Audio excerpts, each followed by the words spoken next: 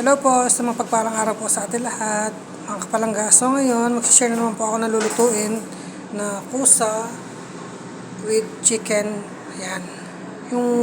Yung manok, una, ganyan-ganyan ko lang sa pan, yan, para maging brown. Para pag nilagay natin sa kusa, pag ginisin natin, luto na. Tapos, lalagyan natin siya ng mushroom, tapos lemon, at saka lemon zest, konting tubig. Tapos, salt, pepper, sweet paprika, at saka yung lemon pepper seasoning. So, ayan ang mga ingredients niya. Ayan. So, kanina, nagisa ko na yung bawang, sibuyas. Ayan.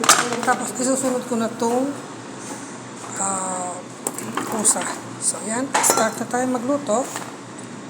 Pagkatapos nito, palalambutin ko na ng konti yan, tapos lalagyan ko siya ng tubig at saka yung mga seasoning niya, huli ang mushroom. So ayan po, medyo luto-luto na yung ating kusa. Ibabrown lang natin siya ng konting ganyan. Medyo nadidikit sa kawaling konting ganyan. Ayan, ganyan. Tapos lalagyan ko na siya ng tubig. So, ayan. Tapos lalagyan ko siya ng konting tubig.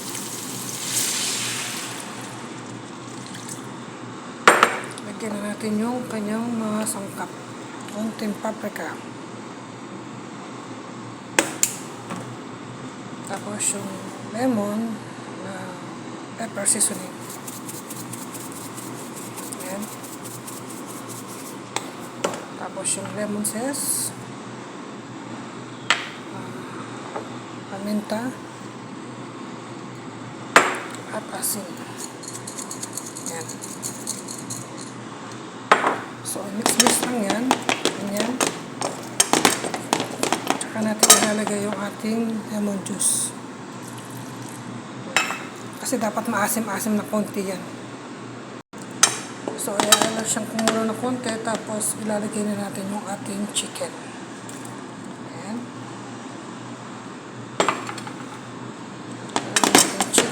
Mix na natin at huli na yung ating mushroom at yung ating kusbara, pampabuhay ng ating kulay. So ganyan lang ang ating pagluto ng ating kusa with chicken and mushroom. So ayan, nilagay ko na rin yung mushroom, tapos lalagyan ko na rin siya ng kusbara. Halo-halo para maluto. So, ayan po, kumukulo-kulo na siya. Luto na rin naman yan. Titikman na natin kung ano ang lasa. Perfect. Masarap po ng lasa. Masarap talaga na combination nitong lemon black pepper. Tsaka yung lemon asir, tsaka yung lemon zest. The best. So, ayan. Gayahin nyo na po yan. Simpleng gawin, pero masarap ulamin sa kanin na puti. So, God bless po sa ating lahat. Palain tayo ng Diyos na may kapal.